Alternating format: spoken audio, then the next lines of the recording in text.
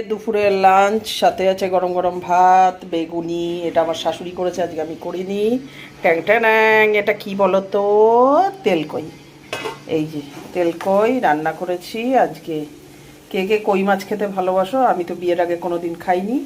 এটা হচ্ছে কিশমিশ দিয়েছি, দেখো এই যে কিশমিশ আর লাল কাঁচা লঙ্কা দিয়ে তেলকইটা করেছি। আর মাছটা ভাজিনি, তেলকই করতে গেলে আমি মাছ ভাজি না। আর সাথে ডাল আছে।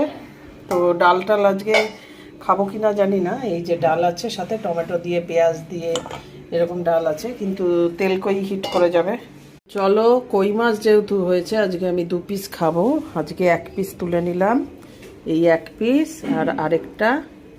এই যে মাছগুলো বেশ বড় বড়, কিন্তু আবার বেশি বড় কই না, আমার ভালো লাগে না।